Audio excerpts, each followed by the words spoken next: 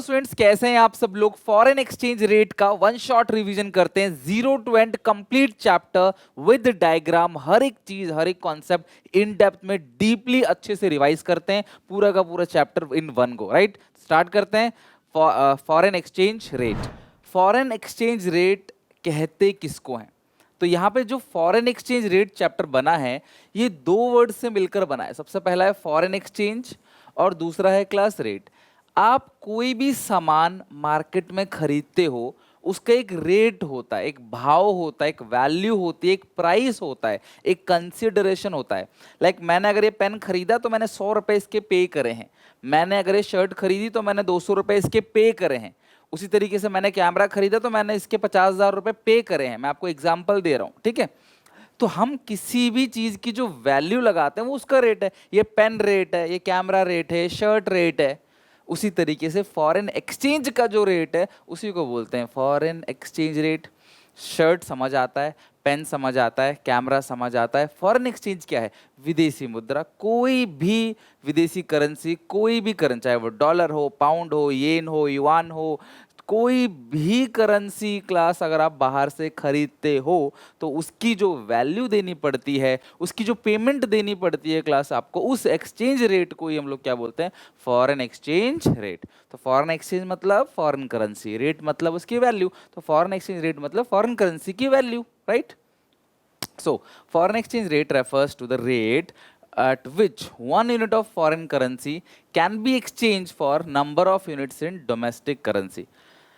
Foreign currency की एक unit को, मैं रुपया क्यों नहीं बोल रहा, बिकॉज रुपये हम लोग बोलते हैं ना, अमेरिका रुपए नहीं बोलता है, यूके रुपए नहीं बोलेगा, वो उनका पाउंड है, अमेरिका का डॉलर है। उसी तरीके से हर कंट्री की अपनी अपनी करेंसी है, किसी की दिनार करेंसी है, समझ रहे बात को।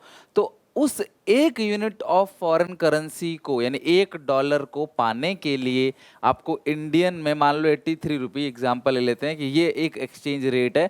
So this exchange rate is called foreign exchange rate. यानी फॉरेन करेंसी की एक यूनिट को पाने के लिए डोमेस्टिक करेंसी में जो रेट आपको देना पड़ेगा, जितने यूनिट्स आपको देने पड़ेंगे, उस एक्सचेंज रेट को क्या बोलते हैं? Foreign exchange rate. और ये बहुत ज़रूरी है, तभी तो अगर मुझे मान लो अमेरिका घूमने जाना है तो मैं वहाँ पे रुपए खर्च थोड़ी करूँगा, वहाँ के लोग रुपए को जानते भी नहीं है। तो वहाँ पे मैं क्या करूँगा? रुपए से डॉलर खरीदूंगा पहले, फिर वहाँ पे डॉलर जो है खर्च करूँगा। समझ रहे बात को? ये कुछ टोकन जैसा है। जैसे आप रेस्टोरेंट में जाते हो, किसी क्लास दुकान पे जाते हो, कोई सामान खरीदते हो, आपको टोकन दे देता है। टोकन देकर क्लास आप सामान, एक मिठाई वाले के पास जाते हो, आप 1,000 रुपये का टोकन खरीदते हो, टोकन देते हो मिठाई वाले को, जो वहाँ पे काउंटर पे आपको तोल ताल के वो दे देता है। तो वो एक करेंसी हो गई, ठीक है, उसके लिए।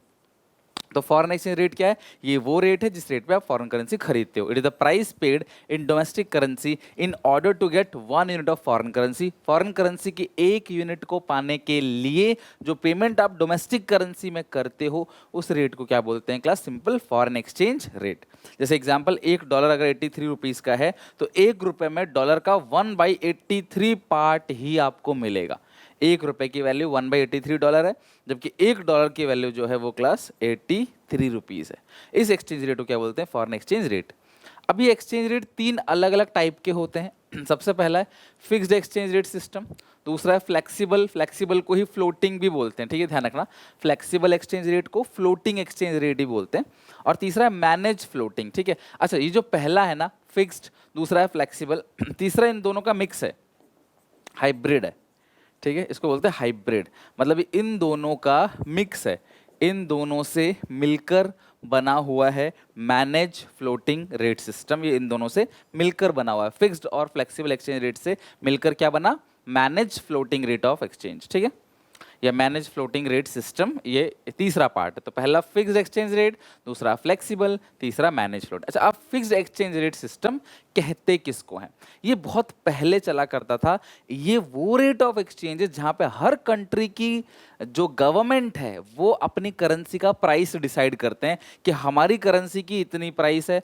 अमेरिका ने बोला हमारी करेंसी का, हमारे डॉलर का इतना प्राइस है। कुवैत ने बोला हमारे दिनार का इतना प्राइस है। यूके ने बोला हमारे पाउंड का इतना प्राइस है। हर कंट्री ने अपनी करेंसी की वैल्यू को फिक्स कर दिया कि भाई यही लेंगे हम। सीधी सी बात है। This is called fixed exchange rate system. Fixed exchange rate system is a rate of exchange which is fix by the government. इसे कौन फिक्स करता है class? Government historically it has two important variable, इसके दो main important variable है class. सबसे पहला जो है वो है gold standard system of exchange, और दूसरा जो है क्लास वो है Britain would system of exchange. यानी कि फिक्स्ड एक्सचेंज रेट के यहाँ पे आपको दो अलग अलग वेरिएंट मिल गए, वेरिएबल्स मिल गए, जिसका नाम है गोल्ड स्टैंडर्ड और एक है ब्रिटेन वुड्स। देखो फिक्स्ड एक्सचेंज रेट में हर कंट्री अपनी करेंसी की वैल्यू को फिक्स करती है, लेकिन जब वो अपनी करेंसी की वैल्यू को गोल्ड में फिक्स कर दे तो उसको क्या बोलते हैं, gold standard system of exchange. अगर वो अपनी कंट्री की वैल्यू डॉलर में फिक्स कर दे, डॉलर को एक कॉमन यूनिट मान के, this is called Bretton Woods system of exchange. ये बंद हो चुका है, बहुत पहले चला करते थे। According to this system before 1920 the gold was taken as a common unit of exchange. हर कंट्री ने अपनी करेंसी की वैल्यू गोल्ड में रख दिया। इंडिया ने बोला अगर आपको हमारा 1 रुपया चाहिए तो आपको 1 ग्राम गोल्ड देना पड़ेगा, और आज के डेट पे 1 ग्राम गोल्ड की कीमत लगभग 5500 5600 या 6000 के आसपास है। तो gold standard system of exchange में क्या हुआ, हर कंट्री ने अपनी करेंसी की वैल्यू किस में रख दी, गोल्ड में, right. Gold was taken as a common unit of exchange between the currencies of different country. Each country was to define the value of its currency in terms of gold. Accordingly the value of one currency in terms of other currency was fixed considering the gold value of each currency. Example, एक UK pound अगर आपको चाहिए तो 4 gram gold देना पड़ेगा, एक US dollar के लिए 2 ग्राम गोल्ड देना पड़ेगा। इसका मतलब एक यूके पाउंड में आप 2 डॉलर खरीद सकते हो। एक यूके पाउंड जो है, यानी एक पाउंड में 4 ग्राम गोल्ड है, 1 डॉलर में 2 ग्राम गोल्ड है, यानी कि आप डबल समझ लो कि पाउंड की वैल्यू डबल है। इसका मतलब आप 1 पाउंड देकर 2 डॉलर ले सकते हो। इस तरीके से जब एक्सचेंज किया जाता है गोल्ड को एक कॉमन यूनिट मान के, उसे class mint par value of exchange या फिर क्लास मिंट पैरिटी कहते हैं। इसे पैरिटी बोलते हैं जब आप क्लास करेंसीज को गोल्ड में कन्वर्ट, मतलब कि एक्सचेंज के लिए गोल्ड का यूज करते हो। इसको बोलते हैं gold standard system of exchange, right. I repeat, आपको पता चल गया फॉरेन एक्सचेंज रेट क्या है। वो रेट है जिस रेट पे फॉरेन करेंसीज को खरीदा या बेचा जाता है, ठीक है, उसको बोलते हैं फॉरेन एक्सचेंज रेट, जिस पे एक्सचेंज किया जाता है। वो 3 अलग अलग टाइप के होते हैं, फिक्स्ड, फ्लोटिंग या फ्लेक्सिबल, और तीसरा जो है वो है क्लास मैनेज फ्लोटिंग, जो कि दोनों का हाइब्रिड है। फिक्स एक्सचेंज रेट सिस्टम में हर कंट्री अपनी करेंसी की वैल्यू किस में रखती है क्लास, गोल्ड में, तो उसे बोलते हैं गोल्ड स्टैंडर्ड सिस्टम। यहाँ पे गवर्नमेंट सेट करती है, सरकार ने फिक्स कर दिया, ये ऊपर नीचे नहीं होता, उसको बोलते हैं फिक्स्ड एक्सचेंज रेट सिस्टम। इसके दो वेरिएंट हैं, गोल्ड और Bretton Woods. Gold standard system of exchange का दूसरा नाम mint par value of exchange या मिंट पैरिटी कहते हैं। यहाँ पे हर कंट्री अपनी करेंसी की वैल्यू गोल्ड में सेट करती है। और Bretton Woods system of exchange क्या होता है क्लास, यहाँ पे डॉलर को एक कॉमन यूनिट दे दिया गया। इसी की वजह से क्लास आज डॉलर बहुत प्रचलित है। आप किसी भी कम पढ़े लिखे इंसान से, छोटे बच्चे से पूछोगे ना क्लास की डॉलर, तो उसे समझ आ जाएगा भाई डॉलर। लेकिन डॉलर के अलावा आप उसे दिनार पूछोगे या फिर क्लास येन पूछोगे, युआन पूछोगे, है ना, तो शायद उसको समझ नहीं आएगा, क्योंकि क्लास डॉलर को ब्रिटेन वुड्स जो ट्रीटी हुई थी उसमें क्लास जो Bretton Woods system of exchange बनाया गया उस टाइम पे, उसको क्लास इन्होंने क्या बोला, डॉलर को इन्होंने प्रायोरिटी दे दी कि भैया डॉलर ही एक्सचेंज के लिए कॉमन यूनिट है। तो अगर आपको कोई भी कंट्री की करेंसी चाहिए तो आप पहले डॉलर लो, फिर डॉलर से उस करेंसी को खरीदो। मैं आज ही मैं ट्रूली बोल रहा हूँ, अगर आप विदेश यात्रा करने जाते हो, घूमने जाते हो किसी कंट्री में, तुम्हारे पास अगर डॉलर है तो आप कहीं भी इजीली उसे एक्सचेंज कर लोगे, किसी कंट्री में जाके इजीली एक्सचेंज हो जाएगा। लेकिन अगर तुम्हारे पास कोई और करेंसी है तो शायद तुम्हें दिक्कत आए इसको एक्सचेंज कराने में। तो आज भी क्लास चलता आ रहा है, डॉलर थोड़ा फेमस है, तभी हम लोग डॉलर को जानते हैं। According to this system, US dollar was taken as a common unit of exchange between the currency of different country. Different currencies are related to one currency, और उसमें क्या है क्लास, यूएस डॉलर। यानी हर country को अपनी currency की value gold में नहीं, डॉलर में बतानी पड़ती थी। तो यूके कहता है हमारी एक करेंसी की value is equal to 2 US dollar. इसी तरीके से हर कंट्री ने अपनी करेंसी को डॉलर में सेट कर दी थी, उसको बोलते हैं Bretton Woods system of exchange. बात बच्चों सिर्फ इतनी है, फिक्स मेथड में करेंसी की वैल्यू गवर्नमेंट डिसाइड करती है। उसके दो वेरिएंट है, गोल्ड स्टैंडर्ड में हर कंट्री अपनी करेंसी की वैल्यू गोल्ड में डिसाइड करती है, Bretton Woods system of exchange में हर कंट्री अपनी करेंसी की वैल्यू डॉलर में डिसाइड करती है। इसलिए इसे एडजस्टेबल पैगिंग कहते हैं, peg system of exchange, paging Bretton Woods, ठीक है। और ये क्या है क्लास, मिंट पैरिटी, यह है गोल्ड स्टैंडर्ड सिस्टम एक्सचेंज। और दोनों ही किसके पार्ट हैं, दोनों ही फिक्स्ड एक्सचेंज रेट सिस्टम के पार्ट हैं। अब बात करें फिक्स्ड एक्सचेंज रेट सिस्टम के कुछ फायदे हैं तो कुछ घाटे भी हैं, और ये आपके सिलेबस का ही पार्ट है जो मैं आपको करा रहा हूँ, ठीक है। तो जो फिक्स्ड एक्सचेंज रेट सिस्टम है इसके मेरिट्स क्या क्या है कि ये मार्केट में स्टेबिलिटी लेके आता है। क्यों? क्योंकि भाई सरकार ने प्राइस को सेट कर दिया, फिक्स कर दिया, तो वो ऊपर नीचे होगा ही नहीं, अनस्टेबल होगा ही नहीं। तो फिक्स्ड एक्सचेंज रेट सिस्टम में मार्केट में स्टेबिलिटी आती है। इंटरनेशनल इन्वेस्टमेंट को अट्रैक्ट करता है क्लास, प्रमोट इंटरनेशनल इन्वेस्टमेंट्स, ठीक है, प्रमोट इंटरनेशनल, हाँ ये है क्लास, ठीक है। इंटरनेशनल इन्वेस्टमेंट्स को प्रमोट करता है। कहने का मतलब क्या है कि जो बाहर से हमारी कंट्री में इन्वेस्टमेंट हो रहा है ये उसको कहीं ना कहीं क्लास प्रमोट करता है, क्योंकि फिक्स्ड एक्सचेंज रेट सिस्टम में सरकार ने रेट फिक्स कर दिया। तो अगर बाहर से कोई कंट्री हमारी कंट्री में आके इन्वेस्ट करती है उसको डर नहीं लगेगा कि कल को कहीं इनकी करेंसी की वैल्यू घट ना जाए, तो उनको पता है भैया फिक्स है तो वो सेफ रहेगा। प्रिवेंट स्पेकुलेटिव एक्टिविटी, तो जो स्पेकुलेटिव एक्टिविटी होती है, कहने का मतलब है स्पेकुलेशन जो होता है ना, स्पेकुलेशन का मतलब ये है कि एक तरीके से आप ये सोचो कि प्राइस का तुरंत अप होना, तुरंत डाउन होना, जिससे लोग फायदा भी कमाते हैं, कई लोगों को नुकसान भी होता है, वो सब काम नहीं है इसमें। और कोई फ्री मार्केट नहीं है, मार्केट अपनी तरफ से बिहेव नहीं करेगा क्लास, मार्केट जो है वो फिक्स है, यहाँ पे रेट सरकार ने फिक्स किया है। आज ऐसा नहीं है, आज क्या होता है, आज आप $1 खरीदो 83 का, कल को 85 का हो सकता है, कल को 82 का भी हो सकता है। रेट बढ़ते घटते रहते हैं, जैसे गोल्ड की रेट बढ़ते घटते रहते हैं ना, उसी तरीके से उसको फ्लेक्सिबल बोलते हैं, हम आगे पढ़ेंगे। बट फिक्स्ड में ये सब नहीं था। बट फिक्स की कुछ घाटा भी है, बहुत सारा गोल्ड चाहिए। अब सरकार ने बोला हर कंट्री अपनी करेंसी की वैल्यू गोल्ड में डिसाइड करे। अब जिसके पास, बेचारे के पास गोल्ड कम हो, क्या हमारे पूरे वर्ल्ड में सभी कंट्री के पास गोल्ड बराबर बराबर है? गोल्ड रिजर्व किसी के पास बहुत कम है, किसी के पास बहुत ज़्यादा है, तो गोल्ड रिजर्व चाहिए। और डिफ़िकल्ट कि कैसे रेट को डिसाइड करें भैया, एग्जैक्टली जो हम रेट बनाएंगे कि हमें $1 कितना गोल्ड का है, उसे कैसे डिसाइड करेंगे, बड़ा मुश्किल है। अगर किसी भी चीज़ की डिसाइड करना कि कितना हमें गोल्ड चाहिए, ये बड़ा मुश्किल काम है। प्रॉब्लम ऑफ अंडर वैल्यूएशन कई बार ये होता था कि कोई कंट्री अपनी करेंसी की वैल्यू बहुत कम रख देती थी ताकि लोग ज़्यादा खरीदें, कोई कंट्री अपनी करेंसी की वैल्यू बहुत ज़्यादा रख देती थी, तो ये भी प्रॉब्लम देखा जाता था फिक्स्ड एक्सचेंज रेट सिस्टम में। अब आते हैं फ्लेक्सिबल या फ्लोटिंग एक्सचेंज रेट। ये वो एक्सचेंज रेट है जहां पे गवर्नमेंट रेट को डिसाइड नहीं करती, रेट को डिसाइड करती है फ्री मार्केट फोर्सेस, यानी कि मार्केट में होने वाली डिमांड और मार्केट में होने वाली सप्लाई।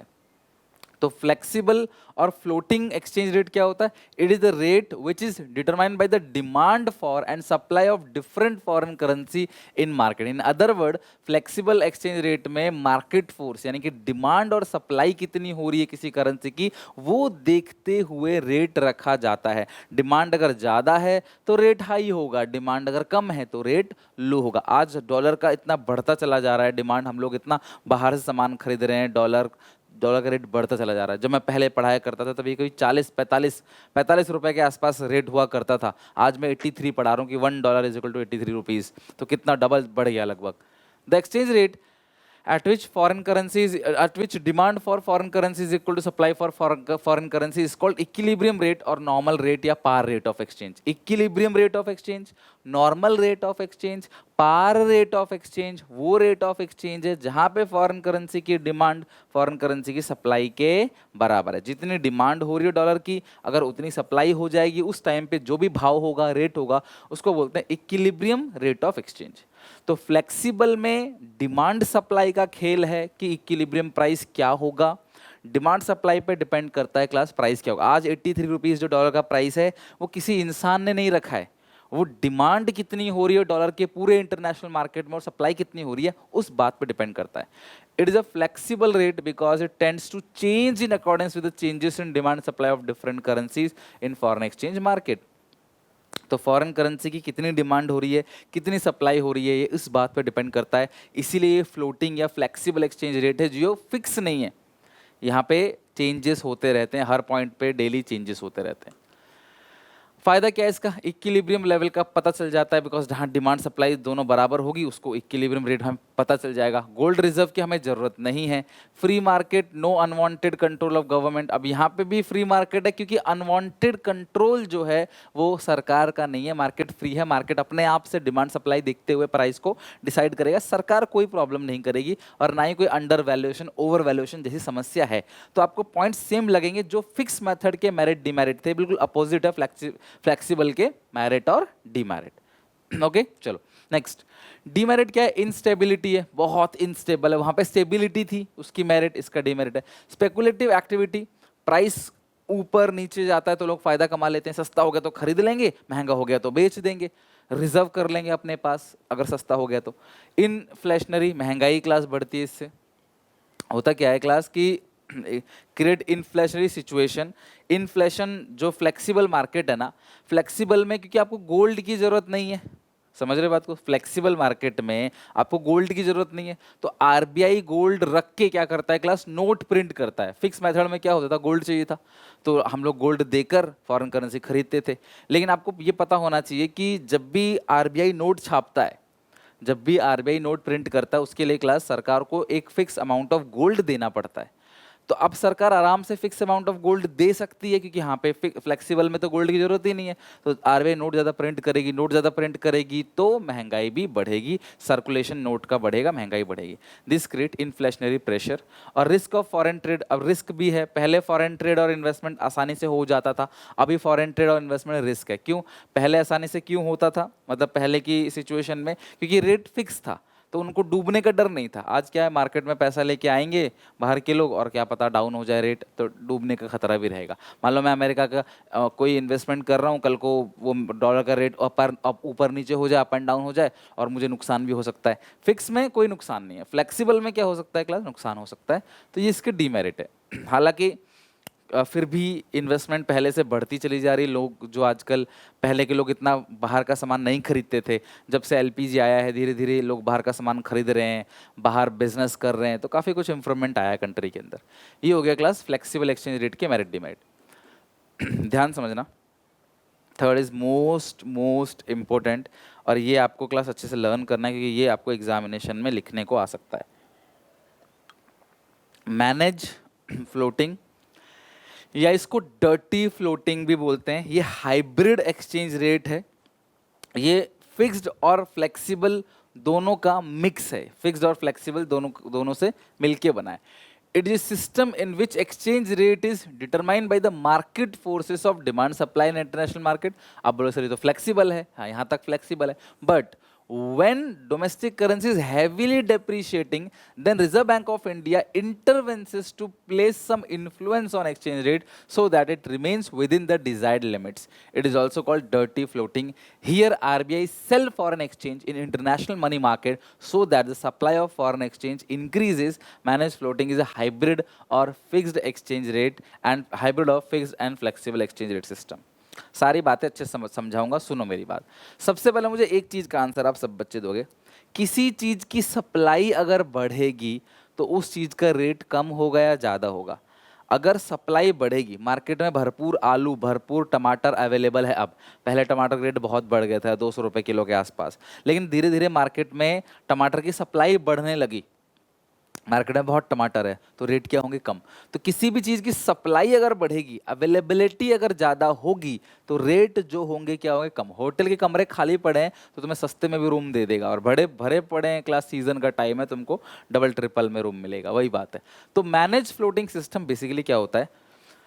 $1.50 का था, फिर $1.60 का हो गया, फिर $1.70 का हो गया। तो डोमेस्टिक करेंसी ना डेप्रिशिएट होती चली जा रही है, कमजोर होती चली जा रही है। पहले $50 दिया, $1 खरीदा, फिर $60 दिया, $1 खरीदा, फिर $70 दिया।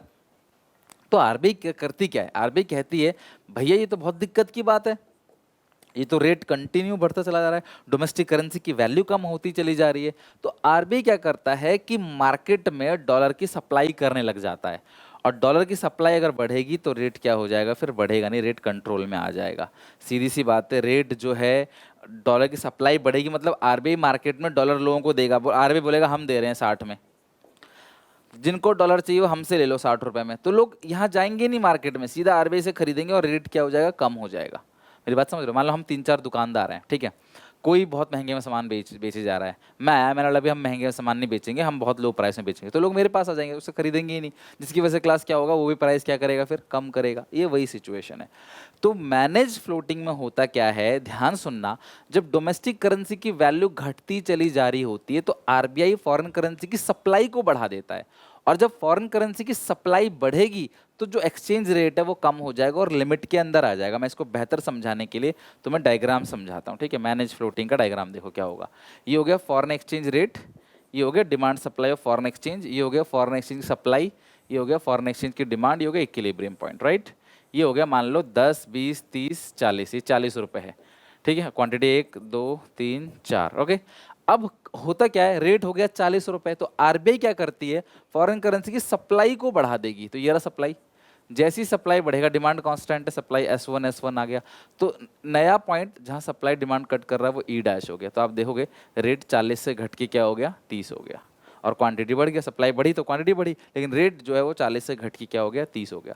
तो मैनेज फ्लोटिंग में reserve bank of India foreign currency की सप्लाई को बढ़ाती है और जो फ्लेक्सिबल एक्सचेंज रेट है उसमें छेड़खानी करती है, इसीलिए हाइब्रिड है। फ्लेक्सिबल था, आरबीआई ने छेड़खानी की, तो दोनों को मिला क्या बन गया, मैनेज फ्लोटिंग। इसे डर्टी फ्लोटिंग भी कहा जाता है। बना लो डायग्राम कॉपी में अपने, राइट। तो ये हो गया क्लास आपका मैनेज फ्लोटिंग या डर्टी फ्लोटिंग, राइट।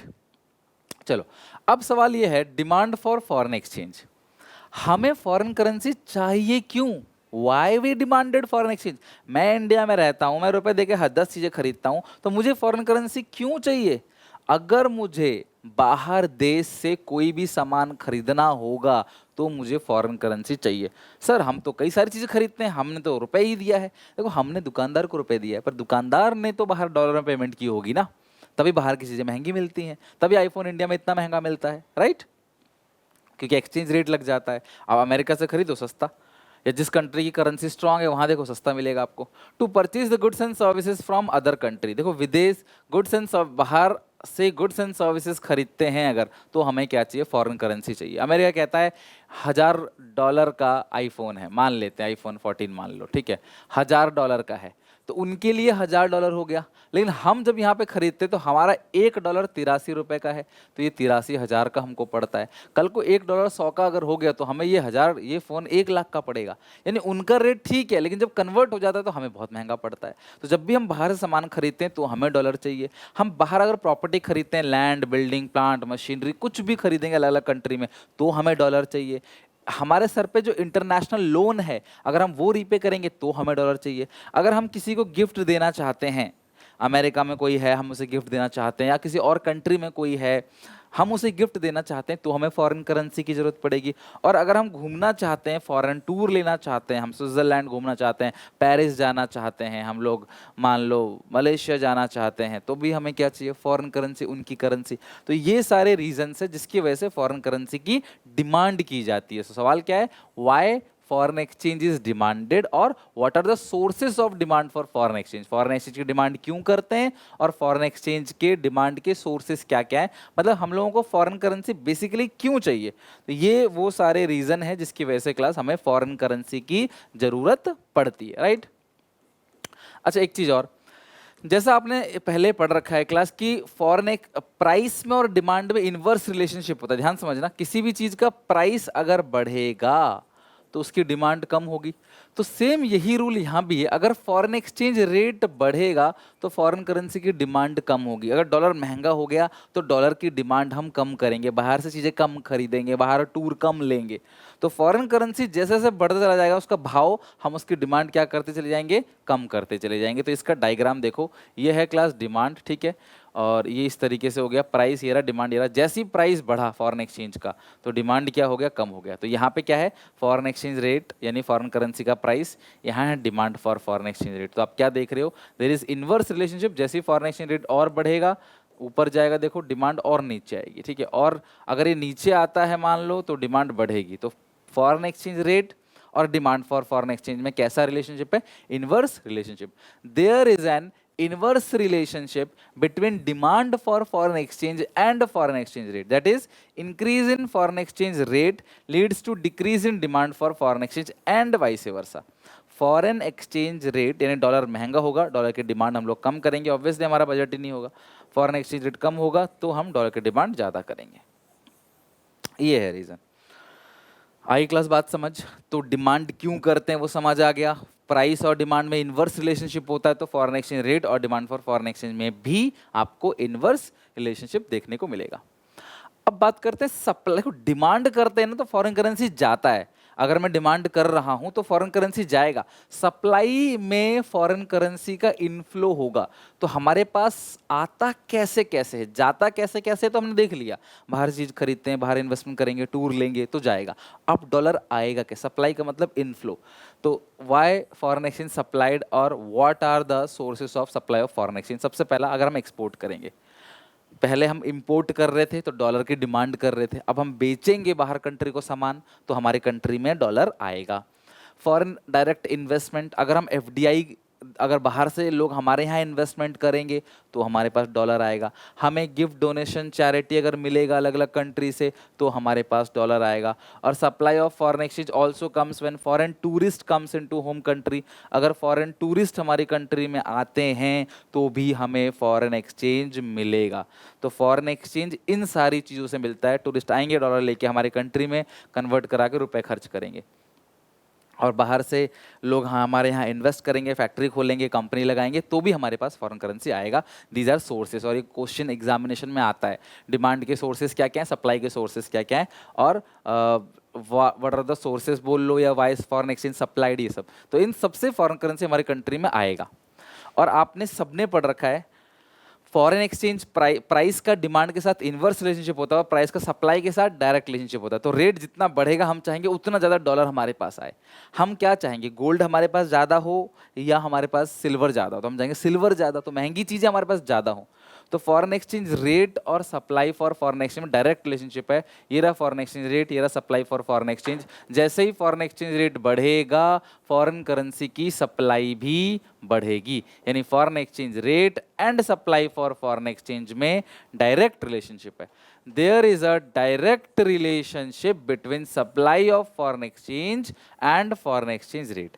यानी कि जैसे ही foreign exchange rate बढ़ेगा हम चाहेंगे कि हमारे पास डॉलर ज़्यादा आए, और जैसे ही foreign exchange rate घटेगा तो जो डॉलर की सप्लाई हम चाहेंगे भी कम आए. तो फॉरेन एक्सचेंज रेट और सप्लाई फॉर फॉरेन एक्सचेंज में डायरेक्ट रिलेशनशिप है, और डिमांड और प्राइस का जो रिलेशनशिप है वो इनवर्स है. ठीक है, जो आपने पहले पढ़ा था ना 11th में, ये वही है. Increase in foreign exchange rate leads to increase in supply for foreign exchange and vice versa. Foreign exchange rate बढ़ेगा तो फॉरेन करेंसी की सप्लाई भी बढ़ेगी एंड वाइस वर्सा. अब डिमांड और सप्लाई का डायग्राम आपने देख लिया. अब मैं एक ही बार यहाँ पे एक ही ग्राफ में डिमांड का बना रहा हूँ. डायग्राम इस चैप्टर में याद रखना बहुत इंपॉर्टेंट है. ये है सप्लाई, और जहाँ पे फॉरेन करेंसी की डिमांड और सप्लाई दोनों बराबर होता है उसी को हमने पढ़ा भी है अभी, इक्विलिब्रियम या पार रेट ऑफ एक्सचेंज कहते हैं. तो यहाँ डिमांड सप्लाई रखो, 0 एक्स एक्सिस वाई एक्सिस, ये हो गया फॉरेन एक्सचेंज रेट, राइट. इसको बोलते हैं इक्विलिब्रियम या par rate of exchange. It is the rate at which demand for foreign and supply for foreign exchange is equal. तो आप डायग्राम को रिप्रेजेंट कर सकते हो, लिख सकते हो इसी को एक्सप्लेन करके कि एक्स एक्सिस में डिमांड एंड सप्लाई है, वाई एक्सिस में है फॉरेन एक्सचेंज रेट, और class E stands for equilibrium where demand for foreign exchange is equal to supply for foreign exchange. I hope class आपको अच्छे से समझ आ गया. डिमांड सप्लाई और इक्विलिब्रियम रेट किसे बोलते हैं, इक्विलिब्रियम का डायग्राम. प्राइस का डिमांड के साथ इनवर्स रिलेशनशिप है, प्राइस का सप्लाई के साथ डायरेक्ट रिलेशनशिप है. ठीक है, तो ये पोर्शन हमारा हो गया. डेप्रीशिएशन ऑफ डोमेस्टिक करेंसी, इसी चीज को बोलते हैं एप्रिशिएशन ऑफ फॉरेन करेंसी. क्या है ये, मैं तुम्हें समझाता हूं. मान लो $1 पहले 70 रुपए के बराबर था, 70 रुपीज. ठीक है, ये एक्सचेंज रेट है ओल्ड स्टेज में, कि भैया पहले $1 अगर हम लोग क्लास लेना चाहते हैं तो हमें 70 रुपए इंडियन 70 रुपीज देने पड़ते थे. आज अगर हमें $1 चाहिए तो उसी के लगभग 83-84 रुपीज क्लास हमको पे करना पड़ता है. इसका मतलब क्या हुआ, कौन सी करेंसी ताकतवर हो गई और कौन सी करेंसी कमजोर हो गई, राइट. तो पहले हमें ₹70 देना पड़ता था, अब हमें एक्स्ट्रा पेमेंट करनी पड़ रही है ₹13। यानी हमारा जो रुपया है, हमारी जो इंडियन करेंसी है ना, वो डेप्रिशिएट हो गई, वो कमजोर हो गई है। पहले भैया ₹70 में मान जाता था वो $1 देने के लिए, अब उसे ₹83 चाहिए। This is called depreciation of domestic currency. हमारी करेंसी की वैल्यू डाउन हो गई, डेप्रीशिएशन हो गया, और उनकी करेंसी स्ट्रांग हो गई। वो लोग इंडिया में आएंगे $1 लेकर, ₹83 की शॉपिंग करेंगे। हम लोग उनके वहां जाएंगे क्लास ₹83 लेके और $1 की शॉपिंग करेंगे। ठीक है, मैं ये नहीं कह रहा कि वो 83 में जितना यहाँ खरीद सकते हैं हम डॉलर में वहाँ कितना खरीद सकते हैं, मैं इसकी बात नहीं कर रहा। आई नो क्लास वहाँ की चीज़ों के भाव अलग होता है। यहाँ अगर क्लास ₹20 में पानी की बोतल मिलती है तो वहाँ पे $20 में नहीं मिलेगी, ये मुझे पता है। लेकिन मैं सिर्फ यहाँ पे एक ही टॉपिक की बात कर रहा हूँ कि हमें ज़्यादा रुपए खर्च करने पड़ रहे हैं सेम डॉलर के लिए। इसका मतलब इंडियन रुपी कमजोर हो गई और उनकी रुपी स्ट्रांग हो गई, मतलब सॉरी उनका डॉलर स्ट्रांग हो गया, उनकी करेंसी स्ट्रांग हो गई। This is called depreciation of domestic currency. It refers to decrease in the value of domestic currency in terms of foreign currency. Here, domestic currency is less valuable. Example, $1 में ₹70 था पहले, अब $1 में ₹80 है। In the above example, Indian rupee is less valuable. In old stage, ₹70 is required to buy $1, and in new stage, to buy $1, we have to pay ₹80. This shows depreciation of domestic currency, and domestic currency is less valuable. तो हमारी currency का depreciate होने का मतलब ही है उनकी currency appreciate हो गई। दो टीम क्लास खेल रही है, एक टीम हार गई, इसका मतलब क्या है? दूसरी टीम जीत गई।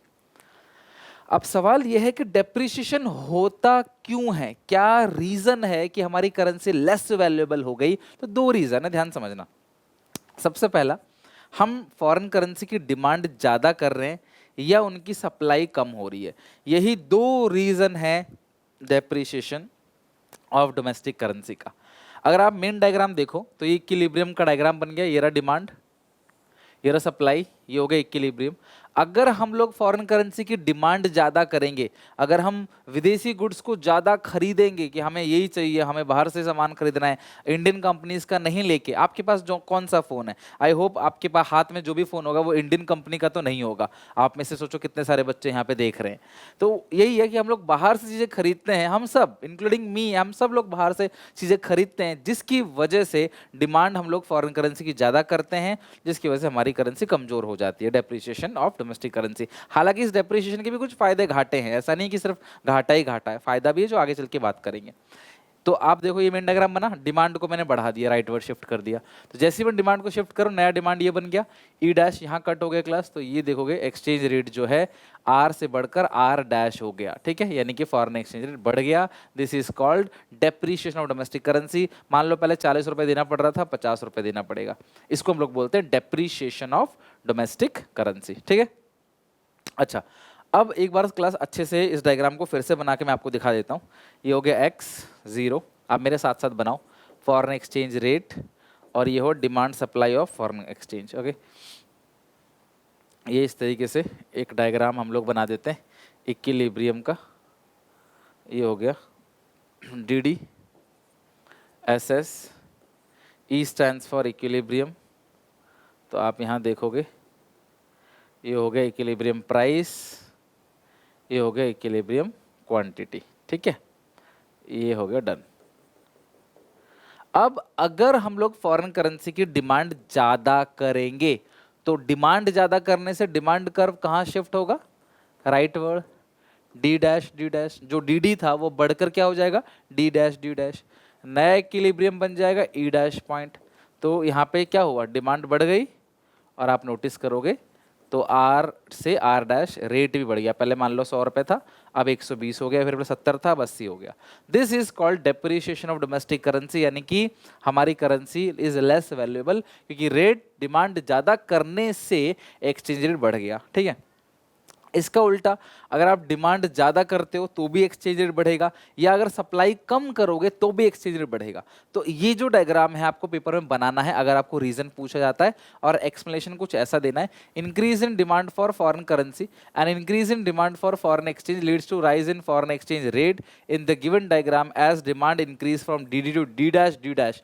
डिमांड डी डी से डी डैश बढ़ा तो एक्सचेंज रेट हो गया ओ आर से ओ आर डैश, पहले ओ आर था, यहाँ तक था पहले ओ आर, अब बढ़कर क्या हो गया ओ आर डैश।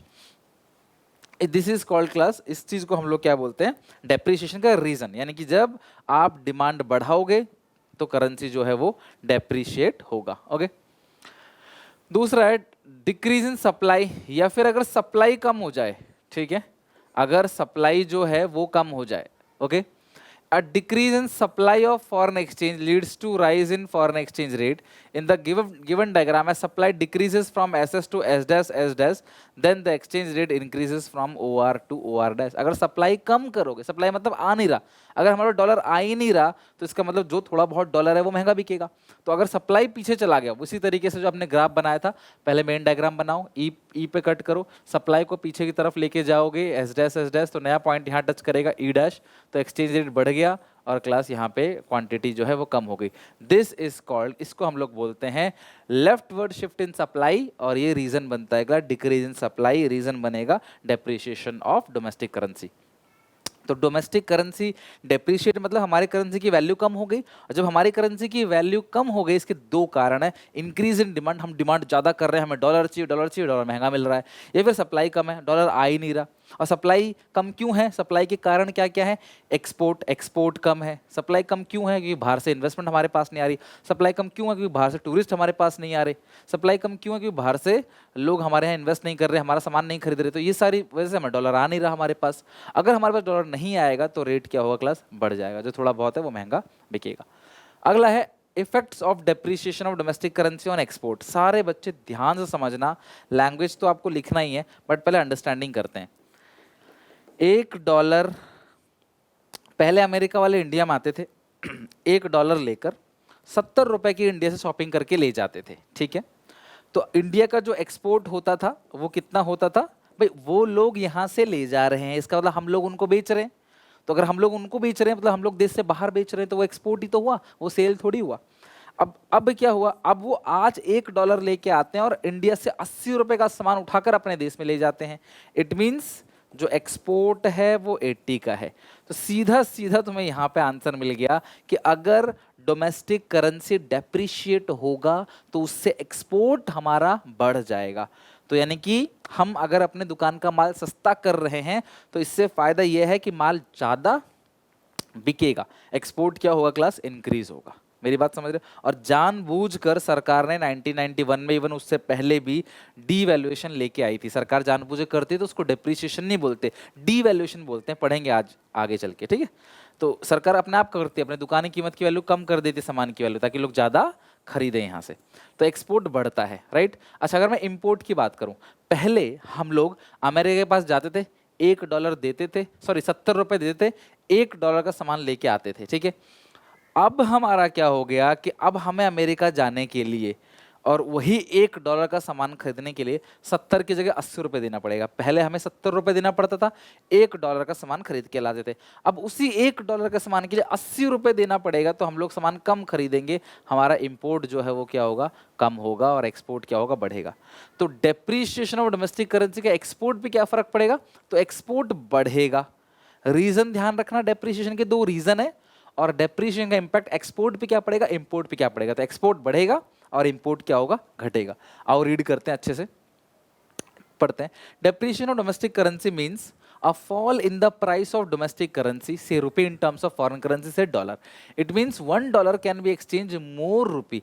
$1 क्लास ज़्यादा रुपी में एक्सचेंज होगा। So within the same amount of dollar, more goods can be purchased from India. वो इंडिया से ज़्यादा सामान खरीद सकते हैं एक ही डॉलर में, ठीक है। It means export to US से बिकम चीपर, यानी कि हम लोग यूएस को जो एक्सपोर्ट कर रहे हैं ना वो सस्ता हो गया, मतलब वो ज़्यादा ज़्यादा माल यहाँ से ले आ सकते हैं, क्योंकि उनकी करेंसी की वैल्यू बढ़ गई और हमारी करेंसी की वैल्यू घट गई। दिस में result increase in Indian export to USA. तो इंडिया जो यूएस को एक्सपोर्ट कर रहा है क्लास, वो क्या होगा, बढ़ जाएगा, और इसी का उल्टा इंपोर्ट घट जाएगा। आप आगे चेक करो। Effect of depreciation of domestic currency on import. Depreciation of domestic currency means fall in the price of domestic currency in terms of foreign currency. तो ऑफिशियल लैंग्वेज है, लिखने का तरीका है ना फॉर्मल में। It means $1 can be exchange for more rupee, so with same amount of rupee less goods can be purchase from India. उस रुपए से हम ज्यादा सामान नहीं खरीद सकते। पहले $70 था, $1 का सामान खरीद के आ जाते, आज हमें उस $1 का सामान खरीदने के लिए ₹80 की जरूरत पड़ेगी। इसका मतलब हम लोग बाहर से जो चीज खरीदेंगे वो कम खरीदेंगे। It means import to US is expensive, import from USA, बाहर से इंपोर्ट करना हमारे लिए क्या हो गया, एक्सपेंसिव हो गया। दिस में result decrease in import from USA, जिसकी वजह से क्लास इंपोर्ट जो है वो क्या हो जाएगा, डिक्रीज हो जाएगा, हम इंपोर्ट कम करेंगे। एक्सपोर्ट ज़्यादा इंपोर्ट कम, डेप्रीशिएशन में एक्सपोर्ट ज़्यादा और इंपोर्ट कम। अगला एप्रिसिएशन ऑफ डोमेस्टिक करेंसी, हमारी करेंसी एप्रिशिएट हो गई, इसका मतलब हमारी करेंसी पावरफुल हो गई। अब थोड़े रुपए में ज़्यादा डॉलर हम लोग ले लेंगे, जैसे $1 70 का था, आज 60 का हो गया। पहले मुझे ₹70 खर्च करने पड़ते थे, अब ₹60 खर्च करने पड़ेंगे। तो इस सिचुएशन में हमारा एक्सपोर्ट कम हो जाएगा। कहने का मतलब है $1 जो है वो 70 का है, अब $1 जो है वो कितने का हो गया क्लास, ₹60 का हो गया। पहले $1 हम ₹70 देते थे, ₹70 हम पे करते थे और $1 का सामान खरीदते थे। आज उसी $1 के सामान के लिए हमें ₹60 खर्च करने पड़ेंगे। इसका मतलब हमारे लिए बाहर से सामान खरीदना सस्ता हो गया। पहले जो आईफोन $1000 का था यानी 70,000 का था, आज वो आईफोन क्लास 60 के भाव से 60,000 का है। यानी कि हमारा इंपोर्ट बढ़ जाएगा, सस्ती चीज़ें हो गई तो हम ज़्यादा बाहर से खरीदेंगे। बट हाँ, हमारा एक्सपोर्ट कम हो जाएगा। क्यों? क्योंकि अमेरिका वालों के लिए मुश्किल हो गया, वो पहले यहाँ आते थे 70 का सामान लेके जाते थे, अब वो सिर्फ 60 का सामान लेके जा पाएंगे। ओके तो डेप्रिसिएशन का बिल्कुल उल्टा है एप्रिसिएशन। डेप्रिसिएशन में एक्सपोर्ट ज़्यादा इंपोर्ट कम, याद रखना, और हो सके तो कमेंट्स में लिख लो ताकि क्लास ध्यान रहे आपका। और एप्रिसिएशन में एक्सपोर्ट कम इंपोर्ट ज़्यादा, ठीक है। It refers to increase in the value of domestic currency in terms of foreign currency. पहले $1 80 का था और अब $1 70 का हो गया। इसका मतलब हमें सिर्फ ₹70 पे करना पड़ेगा $1 का आइटम खरीदने के लिए, राइट। इसका अच्छा, इसकी रीजन क्या है, पहले हम उसकी बात करते हैं। डेप्रिसिएशन का रीजन क्या था, डेप्रिसिएशन क्यों हो रहा है, डिमांड ज़्यादा या सप्लाई कम, ये उसका उल्टा, डिमांड कम कर रहे हैं, सप्लाई ज़्यादा कर रहे हैं। अगर हमारे पास डॉलर ज़्यादा आएगा तो सीधी सी बात है क्लास, अगर हमारा डॉलर बहुत सारा आएगा तो देखो डिमांड ये रहा, सप्लाई ये रहा, मेन डायग्राम बन गया, ये हो गया इक्विलिब्रियम पॉइंट। अगर सप्लाई बढ़ेगी डॉलर की तो आप देखोगे एक्सचेंज रेट नया जो कट लगेगा, ये रहा डिमांड, ये रहा नया सप्लाई, ई डैश, तो यहाँ देखो एक्सचेंज रेट हमारा कम हो गया, right. There are two reason. पहला क्या है, इंक्रीज इन सप्लाई, तो सप्लाई बढ़ेगा। An increase in supply of foreign exchange leads to fall in foreign exchange rate. In given diagram supply increase from S to S dash, then exchange rate decreases from OR to OR dash. Exchange rate OR से घटकर क्या हो गया, OR dash हो गया। यानी कि अगर सप्लाई बढ़ेगी तो हमारा जो एक्सचेंज रेट है वो कहीं ना कहीं गिरेगा, एक्सचेंज रेट हमारा कम हो जाएगा। इसका मतलब पहले ₹80 देना पड़ता था, अब हमें कुल ₹70 देना पड़ेगा बिकॉज एक्सचेंज रेट नीचे आ गया। This is called appreciation of domestic currency. और सप्लाई बढ़ रहा है तो ये रीजन है एप्रिसिएशन ऑफ डोमेस्टिक करेंसी का। और जो हमारी करेंसी का एप्रिसिएशन है वो उनकी करेंसी का डेप्रिसिएशन है, ये भी ध्यान रखना, क्वेश्चन घुमा सकता है। डिक्रीज इन डिमांड, या फिर हम डिमांड ही नहीं कर रहे, तो अगर हम अपने स्वदेशी सामान खरीदेंगे, देश की चीज़ों को खरीदेंगे, जैसे पतंजलि में बाबा रामदेव जी बोलते हैं स्वदेशी खरीदो। आप अगर देश का सामान खरीदोगे तो आपका देश स्ट्रांग होगा। अगर हम अमेरिका का सामान खरीदेंगे, हम लोग चाइना का सामान खरीदेंगे तो चाइना स्ट्रांग होगा, उसको पैसे मिलेंगे, वो स्ट्रांग होगा, हमारी डिपेंडेंसी बढ़ जाएगी। तो अगर हम डिमांड कम करते हैं तो डिमांड ये रहा, सप्लाई ये रहा, डिमांड कम करेंगे डिमांड पीछे की तरफ चला जाएगा। और नया पॉइंट ये रहा, तो अब देखो एक्सचेंज रेट OR से OR डैश हो गया, घट गया नहीं exchange rate. A decrease in demand for foreign exchange leads to fall in the foreign exchange rate. अगर डिमांड घटेगा फॉरेन करेंसी की तो फॉरेन एक्सचेंज रेट घटेगा। In the given diagram as demand decrease from DD to D dash then exchange rate decreases from OR to, तो demand जैसे घटा DD से D dash leftward shift हुआ तो एक्सचेंज रेट OR से घटकर OR dash हो गया। और आप सबने क्लास 11 में पढ़ रखा है, डिमांड जब भी बढ़ेगा राइट शिफ्ट होगा, घटेगा लेफ्ट शिफ्ट होगा। सिमिलरली सप्लाई जब भी बढ़ेगा राइट शिफ्ट होगा, घटेगा लेफ्ट शिफ्ट होगा। एक्सपोर्ट इंपोर्ट मैंने ऑलरेडी क्लास बता दिया आपको, एक्सपोर्ट जो है वो घटेगा और इंपोर्ट जो है वो बढ़ेगा। एक्सपोर्ट कम हो जाएगा बिकॉज अब महंगा हो गया अमेरिका वालों के लिए यहाँ से कुछ खरीदना, तो वो कम खरीदेंगे। अगर वो यहाँ से कम खरीद रहे हैं इसका मतलब हम उनको कम बेच रहे हैं और हम विदेश को बेच रहे हैं, उसी को एक्सपोर्ट बोलते हैं। एक्सपोर्ट कम और इंपोर्ट ज़्यादा, हमारे बल्ले आ गए, हमारी करेंसी स्ट्रांग हुई, अब हम ज़्यादा सामान बाहर से खरीद सकते हैं। ठीक है। Appreciation of domestic currency means fall in the price of foreign currency in terms of domestic currency. Foreign currency की वैल्यू कम हो गई। It means, अच्छा ये लाइन जो लिखी है ना बहुत इंपॉर्टेंट है कि कई बार इसी लाइन से क्वेश्चन पूछ लेता है। तो एप्रिसिएशन ऑफ डोमेस्टिक करेंसी होता क्या है, $1 70 का था, अब 60 है ना। फॉल इन द प्राइस, ये रहा 70 से 60, प्राइस ऑफ फॉरेन, तो फॉरेन करेंसी 70 रुपए का था, यहां से क्वेश्चन आता है fall in the price of foreign currency, तो फॉरेन करेंसी 70 का था, अब फॉरेन करेंसी 60 का हो गया, तो इसको बोलते हैं एप्रिसिएशन ऑफ डोमेस्टिक करेंसी या डेप्रिसिएशन ऑफ फॉरेन करेंसी। ठीक है। It means foreigners have to spend more for purchase goods from India, उन्हें यहाँ ज़्यादा खर्च करना पड़ेगा। पहले $1 में 70 मिलता था, अब $1 में सिर्फ 60 का सामान मिलेगा। So with the same amount of dollar less goods can be purchase from India. It means export to USA becomes expensive, तो एक्सपोर्ट टू यूएसए को जो एक्सपोर्ट कर रहे हो वो महंगा हो गया। This result decrease in Indian export to USA, तो इससे क्लास इंडियन एक्सपोर्ट जो है वो कहीं ना कहीं कम हो जाएगा, क्योंकि हम लोग पहले 70 का माल बेच रहे थे, अब 60 का बेचेंगे, तो हमारा एक्सपोर्ट कम हो गया। बट इंपोर्ट ज़्यादा हो गया, पहले हमें $1 का सामान के लिए 70 खर्च करने पड़ते थे, अब सिर्फ 60 रुपये में $1 का सामान मिल जाएगा। तो कोई सामान अगर $100 का है तो पहले 7,000 में मिलता था, अब सिर्फ 6,000 में मिलेगा, तो हम ज़्यादा खरीदेंगे, इंपोर्ट बढ़ेगा।